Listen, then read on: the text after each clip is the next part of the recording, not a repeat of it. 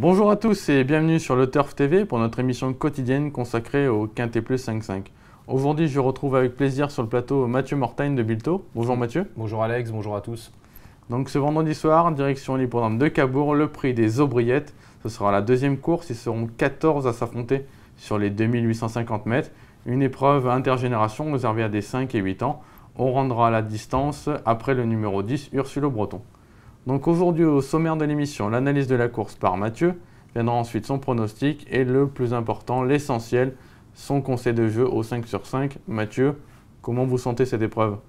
Une épreuve qui a l'air avant le coup pas si compliquée que ça, même si bien sûr on est à Cabourg, il y a toujours des surprises. Mais on a quand même quelques bonnes bases, des chevaux qui viennent de prouver leur forme sur la piste en plus, donc bon, on peut s'appuyer sur ce qu'on vient de voir récemment. Donc avant le coup, je ne vais pas dire que je suis très confiant, mais je pense qu'il faut quand même être confiant pour essayer de décrocher le 5-5 dans cette course. D'accord, donc pourquoi pas décrocher la cagnotte du 5-5, un peu plus de 26 000 euros. C'est intéressant, on commence par un cheval que vous venez de citer, parce qu'il va bien courir à Cabourg, c'est le numéro 3, Ultra Deidou. Oui, Ultra Deidou, pour moi, c'est un super droitier déjà, voilà, il vient de le prouver sur le parcours. Et justement, il finissait quatrième récemment de la course référence, que je pense qu'est la course référence, avec des chevaux plus jeunes que lui, comme Vascogène, des 4 ans, tout ça. Voilà, le cheval finissait bien, ils étaient tous ensemble pour finir, il marchait, je crois, un petit 15-8, voilà, c'est ça. Il part en tête, le cheval est au top, hein, parce que bon, voilà, je ne vous dis pas qu'il est déclassé, mais c'est quand même un cheval dans sa jeunesse qui a eu d'autres ambitions que ça. Voilà, là, je pense que c'est son jour. Voilà. D'accord. Vous lui opposez un autre cheval qui s'est bien comporté à Cabourg, c'est le 10 Ursulo Breton. Quand il gagnait Cabourg, il marchait une 15-8. Voilà, donc ils ont un petit peu le même profil, ils ont couru ensemble récemment aussi, ils ont fini 3 et 4e, mais Ultra Deidou était malheureux ce jour-là, donc on peut penser qu'il aurait peut-être battu. Donc voilà, Ursulo Breton, gagnant de Quintet cet été sur la piste, voilà, le cheval est très bien. Il a recouru l'autre jour, bon, je pense que c'était plus une course pour préparer, parce que quand on se rend compte de l'engagement à la limite du recul, on pense un petit peu que son entraîneur n'avait peut-être pas affûté pour ça la dernière fois. Je pense que là, il va être bien plus offensif et percutant, donc attention à lui, à la limite du recul, c'est très bien. En plus, le dernier coup sur l'herbe, le cheval a eu une mauvaise course, un 2 nœuds au vent. Voilà. On le sait, c'est un fils d'Andy de Vive, ouais. Un peu comme Reddy Cash, il vaut mieux courir planqué. Ouais, voilà, ils ont de la classe, mais il ne faut pas non plus aller au combat trop tôt. Ouais. Voilà. Ensuite, en troisième position, vous faites confiance à une jument des 25 mètres. Le 14, Transatlantique, elle aussi est superbement engagée. Ouais, magnifiquement engagée, puis bon, c'est une jument qui est bien connue, voilà, c'est une jument de qualité. En dernier lieu, elle est tombée sur Ouche, c'est le cheval à Christophe Martens qui est une bombe de vitesse, quoi, voilà. Il est sur les 2000 mètres de Cabourg. Bon voilà, il n'y avait pas à rougir de cette deuxième place. C'est une jument qui démarre très vite, donc ils ne sont pas beaucoup au deuxième poteau, je pense qu'elle va vite être avec eux. Voilà. Pierre Lévesque peut même, s'il veut, venir prendre la tête. Donc voilà, elle a quand même beaucoup d'atouts pour elle, elle est en forme, elle tourne bien à droite. Entraînement très sérieux, moi j'aime beaucoup. Peut-être même qu'elle peut gagner d'après vos propos, je vous sens confiant avec C'était pas facile de... Il y a beaucoup de chevaux en vue, mais pour faire un ordre, c'était pas tout simple. Mais voilà, j'ai quand même privilégié les chevaux de tête. À Cabourg, ça reste une petite piste, donc bon, pour rendre la distance, c'est pas facile. Mais attention à cette transatlantique, elle a des atouts dans son jeu. D'accord, ça sent la confiance chez Mathieu. Quatrième position, le 5 Ubanji. Lui, également très bon droitier. Par contre, il fait une petite rentrée. Il fait une petite rentrée, mais la dernière course, c'était un Anguin en apprenti, c'était bien, c'était propre. C'est pas un grand courageux. Donc voilà, maintenant Jean-Étienne Dubois, il a fait un super meeting cet été à Cabourg, et notamment avec Vascogène, on a vu remporter le Quintet. Voilà, le cheval, il part en tête. Sur ses lignes, on est obligé de lui voir une très bonne chance. Voilà, il fait une petite rentrée, il faut le bon parcours. Donc je l'ai mis qu'en 4, mais au papier, c'est une des 4-5 premières chances. Voilà. D'accord.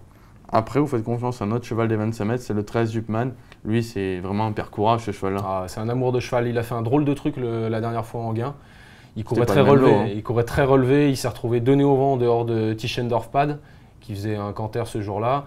Et honnêtement, il n'a vraiment pas démérité. Il y en a qu'un qui refinit à la fin, c'est lui, quoi. Donc bon, maintenant, c'est un cheval qui manque peut-être un petit peu de vitesse. Pour Cabourg. Donc pour Cabourg. Il ne faudrait pas qu'il ait non plus un parcours qui voit trop de pays, comme on dit, quoi. Voilà, donc son entraîneur a tendance à mener un petit peu offensif. Je vous dis, celui-là, il a vraiment la qualité pour gagner à l'eau comme ça, mais son problème, c'est que voilà, il gagne rarement, quoi. Donc, mais sur ce qu'il vient de faire à Anguin, s'il a un parcours correct, sans dire d'avoir le parcours de rêve, je vois quand même une très belle chance pour être dans le Quintet, quoi. D'accord. Après, un cheval qui est en très grande forme actuellement, c'est le 9 Tonic Blue. Lui est bien engagé, part en tête, et c'est vrai qu'en dernier lieu, il s'est promené. Maintenant, il monte de catégorie. Voilà, ouais, c'est un ancien du bois. Bon, ils ont fait du bon boulot avec. Le cheval, là, il reste sur deux victoires où il vient de se balader, quoi. Voilà, maintenant, après, c'était pas les mêmes lots, quoi. Donc, je me méfie quand même, mais c'est sûr qu'il part en tête à Cabourg, vu sa forme. François Lecanu, à chaque fois qu'il l'a amené, ça s'est bien passé. Donc voilà. Après, maintenant, je pense qu'il y a des jeunes qui lui sont supérieurs. Là, il affronte une autre catégorie quand même. Donc, plutôt en cas de défaillance d'un éventuel non, mais il a tout à fait le droit d'être dans le quintet. Mais pour les premières chances, je lui en préférerais d'autres, quoi. Donc voilà. Mais c'est sur sa forme, il ne faut surtout pas l'oublier. D'accord. Ensuite, en 7e position, vous reprenez un cheval qui vient de décevoir dans un quintet 5-5 à Cabourg. C'est le 11 Sidney Durib. Sidney Durib, moi je me suis surtout gardé de le condamner parce que en dernier lieu, si on se rappelle bien, il faisait partie des 3 premiers favoris du quintet.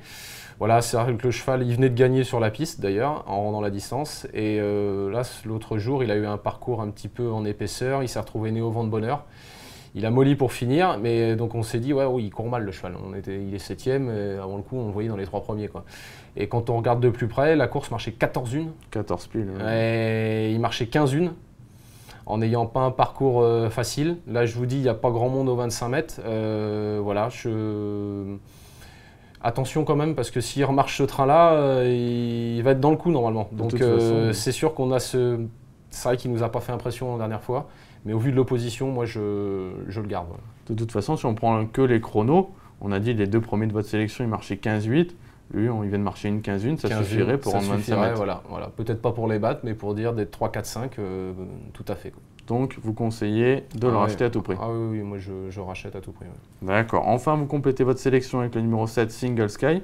Lui, il vient de jouer de malchance à Dieppe. D'ailleurs, on va voir sa dernière tentative, où le cheval, en fait, se retrouve derrière le cheval de tête. Là, on le voit à mi-ligne droite. Son driver va prendre la corne. Voilà, ça se passe bien, là, jusque-là. Là, il prend l'avantage très facilement, on le voit. Et malheureusement, il va faire la faute dans quelques temps. Hop. Là, il fait la faute. Il est échappé, oui. Et par contre, après, il se relance pas mal. Et je pense que sans cette faute, le cheval aurait pu très bien s'imposer. Il aurait assurément lutté pour la victoire. Ouais. En plus, on peut dire à cette occasion, c'est que le cheval était ferré. Voilà. Cette fois, il sera déferré des antérieurs. Il part en tête. Il a déjà gagné à Cabourg sur le parcours. Donc c'est un bon outsider, donc c'est un bel outsider. Même s'il nous a quelque peu déçus, ce cheval-là, parce qu'on l'estimait un peu plus que ça, quoi.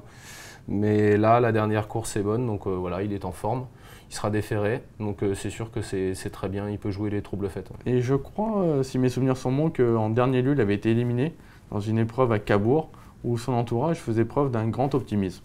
Donc, pas de fumée sans feu, comme on dit. Pas de fumée sans feu, il faut le garder à tout prix pour compléter la combinaison, une cote intéressante.